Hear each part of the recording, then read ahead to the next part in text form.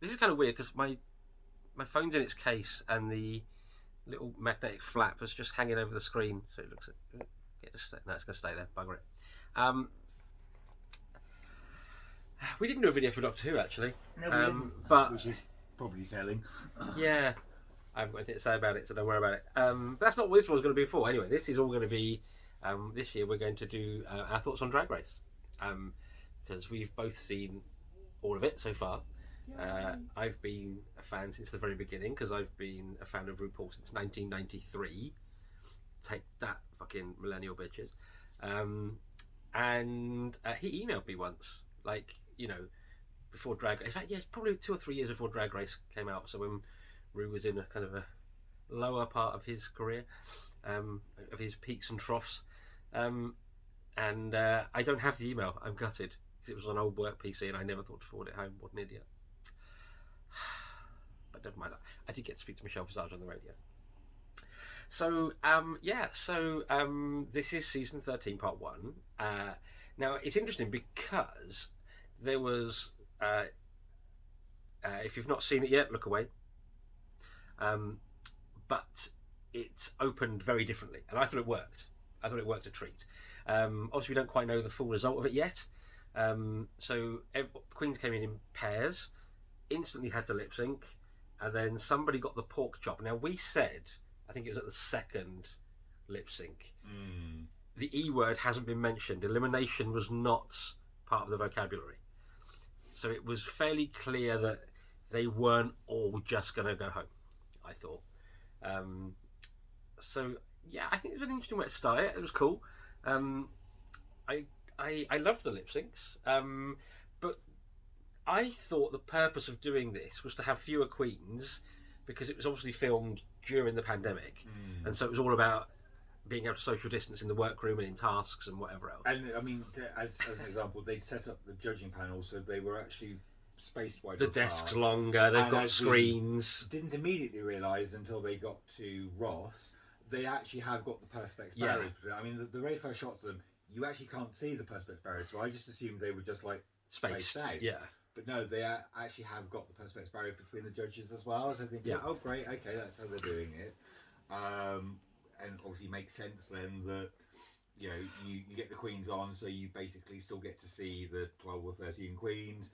But going forward, it's a much smaller sort of cast, as it were. Yeah. But then no, and then when all the winners were in the workroom having their look like cans rather than their normal glasses or whatever. So I'm assuming again that's a transmission thing.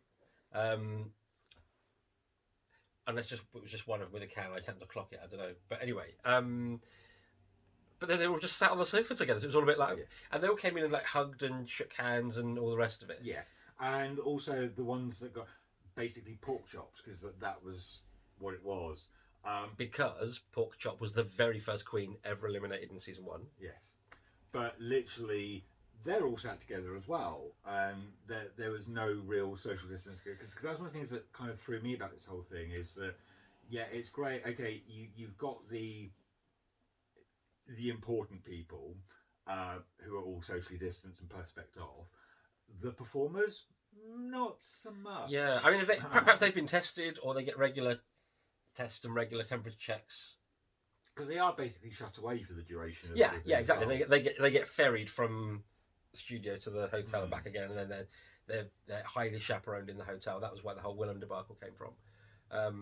So that is if they're clear on arrival, in theory, there was already a certain amount of measures in place. So basically, on a normal season. Stay tuned for an episode 5 COVID exposure shocker. Yeah, well, I mean, it may be. A la Willem, but with some member of the crew. Some member of the crew has inadvertently, because of course they're out living their lives. Who knows? Living their best. Living their best lives. Oh, the terminology's flying already. Can I just say, I said, oh, should we do videos for Drag Race this year? No, I won't have enough to say. So, clearly you got plenty to say, bitch. So, now, this is the thing, right? Me and the Queen's names never is a good combination. I get to the end of the season, there's only 3 of them left, and I can only name one of them. So it's all going to and get it's never the winner. never the winner, never the winner. Always comes second. Even though last year, now let me try it. Okay, so the final was somebody good. We had Jada Essence Hall. Who was that? That was one that won it. Look over there. Yes. Right. Okay. He had. I want to call it. I said Jade Goody, but she's Big Brother and Dead. Somebody good. Belinda good. Johnny B good. Gina good. Damn, she's good. Anyway, good. Something good. the one we thought should win, and then we found out about the whole lip sync controversy. Yeah, well, yada yada yada. That's a video on its own. But she was the one that did the Wizard of Oz thing, which I loved. Yes. I mean, just the fact that she had the whole sepia thing. Oh, what? How did that win? Anyway, no, honestly, I'll be here all fucking day. Then there was Crazy Tits, DeBarge. The name. Crystal Method. I love Crystal Method. Crystal Method was brilliant, but Crazy Tits works. Was there a fourth one? Was it just the three? It was just the three. The three, wasn't it? Yeah. And ruin like a wrestling mask. Yeah, which was just weird. A little odd. Yeah. Rue, you're at home, honey. Just put some slap on. We don't mind. Well, we'll do it without. We don't care. We love you who you are. My suspicion was he'd had work done. Oh, you think? Yeah. Oh, I hadn't thought of that. Especially because of that comment Tom made on Facebook a few days back about the reveal thing that had a shot of Rue in that initial episode 1, and I think Tom mentioned that looks like she's probably had some work done. Well, funny enough, around the lip area. Well, we noticed. I think it was 4 lip syncs in.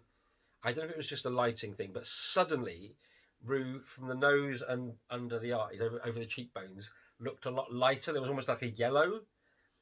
So we didn't know if it was like a makeup touch-up or we'd just not noticed it before. But if they'd been working this area of the face, that might be why that needs a little bit of extra slap, a little bit of a reapply once in a while. So yeah. It's melting. Well, you know. Rue's a lady of a certain age now. I don't know, how old is Rue? 50-something? Late 50s, I think, yeah. Anyway. So there was a lot of queens in today's episode. A lot of queens, and not that many that stood out so far. You see, no, but at the same time, you didn't. I don't think you saw an obvious weak link either. No, I thought you could see that any combination of these queens shaping up to be a fairly solid season. And I suppose also, to be fair, looking back at early season, it's very rare that you do get any real standouts in pretty much any of the seasons. Yeah, you've got to get to episode 3 before you. I mean, when I rewatched it all with you, the amount of time, how many times was it the first episode? And I was sat here going, well, I can't tell you which one because it'd be a bit of a spoiler, but I don't even remember one of these ever existing. Yeah. Frequently 2 to 3 of them ever existing.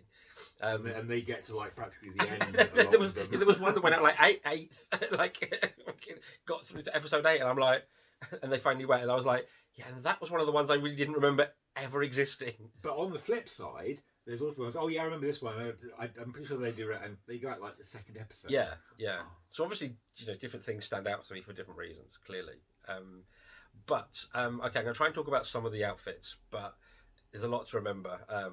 And so the ones that really stood out for me, we were kind of naming people. So we had Katie Lang, yes, who turned out to be the trans guy, who that was I loved in drag. That was the white with the green and the very black hair. Clearly, I think a little bit on the versatile side there. I think would do well in a design. I mean, perhaps you can't say, who knows, but wasn't she also she the one that was a makeup artist to the celebs? Ah, God. Yes, she was, because I remember thinking. I know we're saying she because we call the queen she, but yes. Should we say he because of the trans issue?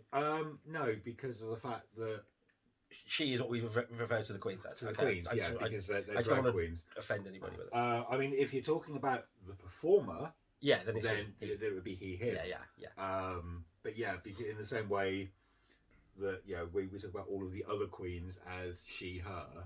We talk about Rue as she, her, and Rue isn't trans or identifies as.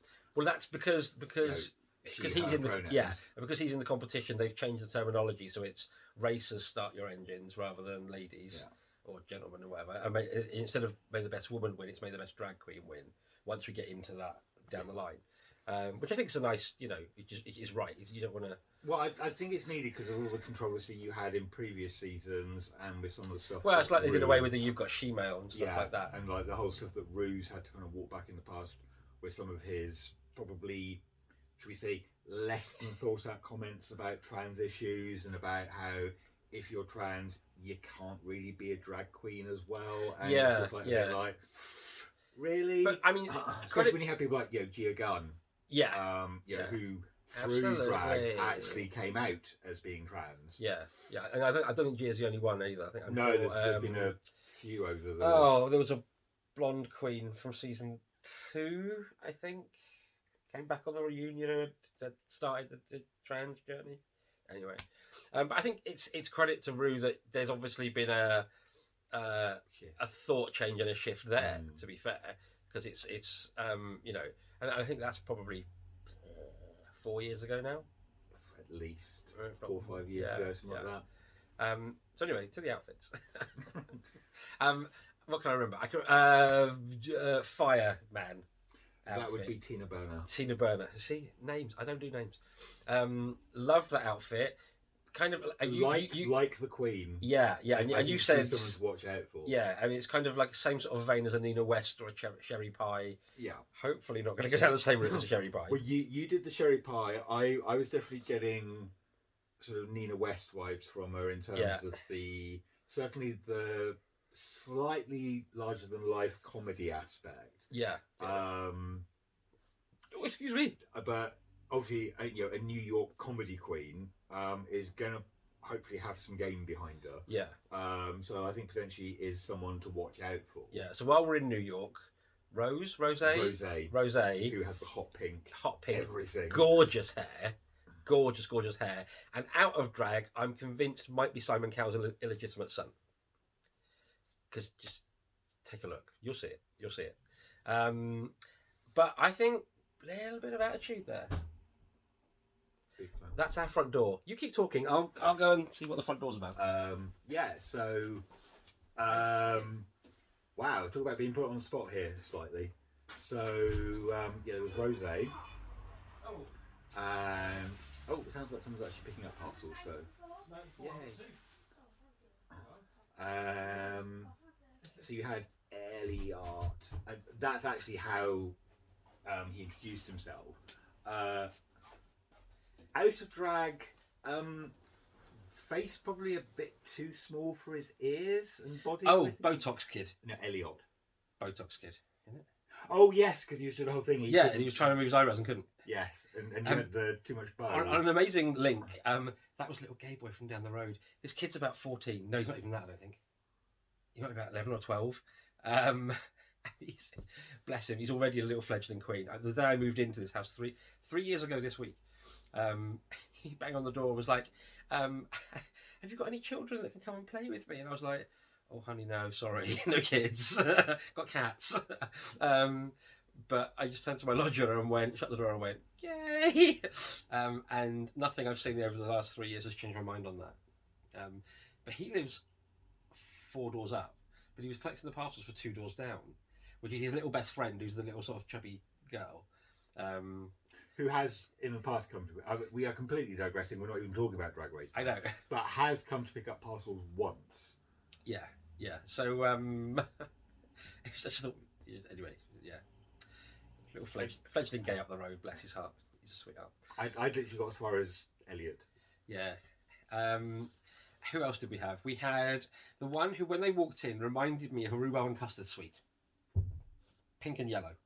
Oh, yes. That was one that was up against Tamisha Iman. Yeah.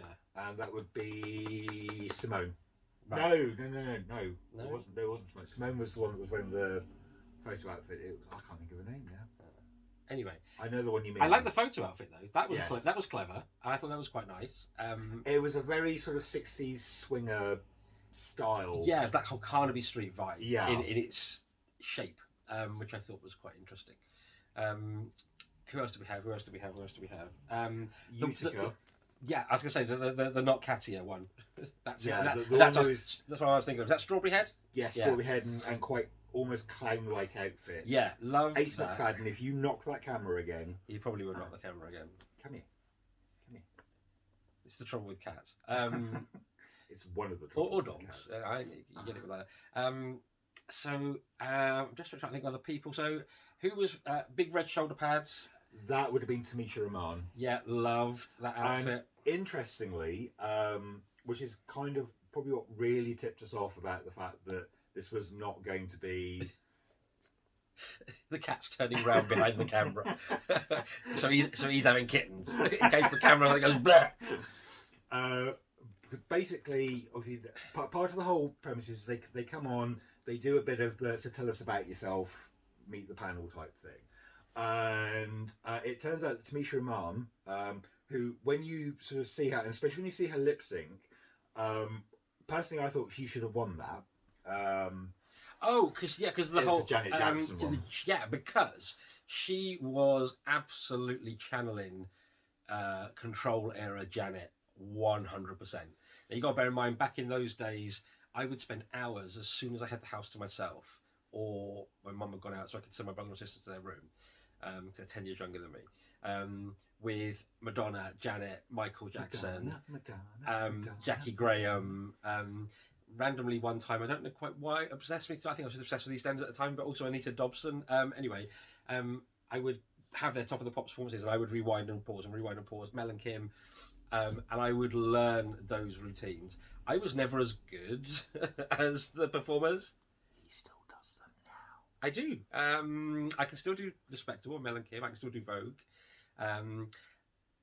Not as good as I used to anyway. This does not Vogue as well as 19-year-old me did. Let's be clear about that. I remember, slight aside, which is very unusual. I know. I learned every last move of Madonna's for the Virgin Tour live video because it was broadcast on like Channel 4. I recorded it, and I spent like a weekend. I had the house to myself, and I could do the entire gig, every song. And the thing is, during Gambler, she did have like a pole to do some pole dancing with. We didn't have a pole, so I had to use a corner of a wall. I'm so lucky. I did have long hair, so I could do the top knot though. There's probably pictures of that somewhere. Please put them on Facebook. Alex is the man to talk to because he'll have all sorts of embarrassing videos of Alex, if you ever see this video, I'll tag you him know what to do. I'm sure he's got all those videos on. I'm sure on like a Google Drive. He said to me last time we talked about it. Anyway, yes, but so Tamisha Iman, brilliant lip sync. I say because they were doing a Janet Jackson song. She was actually up against Simone, I think. Yes, she was. She was. Yeah. Again, excellent outfit, but lip sync. It was a good lip sync, but it was just a lip sync performance, whereas Tamisha had clearly gone that extra mile. And the thing is, to me, that was like a key moment for me to realise that the pork chop can't mean elimination. Yeah, because you would. No offence to Simone, because she was great. Yeah, but Tamisha, clearly slayed her. Fucking painted the walls with her. So you've got that, but what you've also got is her backstory, and pretty much, and it's a bit of a Drag Race cliche, and we've gone through it pretty much every season where something like this has come up. It's generally a thing, but it is, and it's generally a thing. To be fair, with American television, because Americans like a good. American? Did you never watch The X Factor? No. Have you not seen? No, actually, nor did I, to be fair. But I got enough of it on my Facebook to know. Or if you watch the Peter Kay Britain's Got the Pop Factor, they rinse it perfectly with our Wayne and our Gran dying. He gets booted out of the competition. Our Gran dies. He gets put back in because he's got a sob story. Right. But it's something, and it basically turns. I mean, it's. Full credit to her because it sounds like she has absolutely been through the wars. Mm. But Tamisha Iman was meant to be on season 12 of Drag Race. Got the call on a Friday. And then literally 3 days later, it was a Sunday, I think. Sunday. Oh, immediately after, she gets a call from a doctor. She's got stage 3 colon cancer. Yeah. Very clearly nearly died. Has to start chemo and radiotherapy immediately. By all accounts, was knocked sideways so badly from it that one stage she couldn't even walk. And so we're thinking, well, that's pretty much your dick. And again, no disrespect to Tamisha, but that's again, as we've just discussed, a staple of these type of programs. But then to come out with the lip sync that she did, we just thought, there's absolutely no way she's not winning this. She'll get the Shantae You Stay. Simone got it. And it's at that point you sit there and think, there's definitely something going on here, because there's no way you could send someone like Tamisha home on that first sort of day without there being some kind of twist somewhere. So in some respects, I mean, I get why they do it, because it's television, and you always have to have a twist, and Drag Race especially has become renowned for each season has its particular twist, whatever that twist may be. But it's just like sometimes you just want to just get on with the show, just celebrate the performers, don't try and make a song and dance of it, but you never will, because it's television. Before we end, we have to mention Michelle Visage doing a Heidi High. Oh my god. So the people that lose the lip sync have to go off. You find out, it was the second one that you find out, because basically they go off to the pork chop departure lounge, loading bay, loading. It's like pork chop loading area or something. And that's again the moment we saw that we thought, there's clearly something going to happen here. But then at the very end, so you've gone through all of them. You've got the whole collection of the ones that lost their lip syncs sort of in there, and you've basically obviously got the whole, RuPaul does the announcement, say, you're about to go home, and obviously it then cuts, and of course all the quizzes go, I knew it, we are going home after all, blah, blah, blah, blah. Then cuts back to the studio panel. Michelle has got something that you can't quite make out what it is initially. It's like a little 5-bar xylophone. Yeah, but you don't necessarily immediately realise that. It just looks like some weird sort of box thing, and then she's just like, Ru, you do realise you've literally just sent like half of the competition home. So again, very obviously staged. So of course he does that whole, oh yes, but in that case, and literally says Michelle, and she does a bong bong bong bong bong, and it's just like the little chimes you get before it comes out, or like Heidi High, hello campers type stuff. But she just, the way she sits there completely po-faced. It's priceless. It's absolutely glorious. The way we've described it does not do it justice. No, it was class, absolute class. There we go. So we now, it ends on something of a cliffhanger. Yes. We don't know the pork chops. Use the phrase. The pork chop queens are now having to, in an all-star style, vote one of them off. Whether that means just one is going, don't know. How they're going to do it? They're going to do it with like the lipsticks or whatever. Don't know. But it just got to be continued. So we will find out next week exactly how that all plays out. We deliberately, because it does, especially for those of you watching on Netflix, it does then immediately cut into the next week on RuPaul's Drag Race. Yeah, so we cut away because we didn't want to see. So we don't actually know if they've been sensible and they've only focused on the queens that got through, but we're not risking it. Yeah, so we stayed away. Interesting. We had a Netflix issue, didn't we? Oh yeah, that was basically weird. I think it was when the third pair came in. It was with Simone. It was Simone, yeah. All of a sudden it came up like it was the end of the program. So we had 3 little trailers, suggestions on the bottom, and it did like a 10-second countdown to play the trailer for Sabrina season 4, which you'll watch and I won't. And we couldn't get past it. We just couldn't. Every time we kept going out of the episode, we came out of Netflix, went back in. So I'll be interested to see if anyone else had the same problem, or if it was just my Netflix being fucking weird. But eventually, the only way we had to get past it was we scanned, essentially like, when you fast forward, the next little box, and it played fine. So obviously they've just whatever software puts the marker in for end of episode, bring up trailers, they've put it 20 minutes in rather than at the end. And weirdly, when we went into the menu, it would, like, obviously when you've got the program list, it will show you whether you've watched because you've got the little red progress bar. Yeah. It was registering the progress bar for where we got to, but when you actually go into the program, it was taking from the beginning again. So it was just ignoring that progress bar. And it wasn't coming up on my continue watching list. Nope. It wasn't coming up on my, like, so obviously, you get all your, like, menu bits. Given we've watched the entire run, barring the All-Stars, which weren't on there, tried on sort of various other means, it wasn't even saying, look, RuPaul's back. We had to physically go in and do a search for it to get it even to come up. So I think, it's almost like they've not quite set up the right strings and algorithm. Which is possible, given how slow they were in announcing they actually were going to be showing it as That's true, yeah. That was only like a day and a half ago. So, So there we go. Watch this space. We'll, are we going to do a video for Doctor Who if anyone's interested? Yeah. No, we don't care. Doctor Who was back. It was on. That's all I can say about it. Didn't hate it. Didn't love it. Captain Jack was there. Yay. 2 of them left. Woo. Done.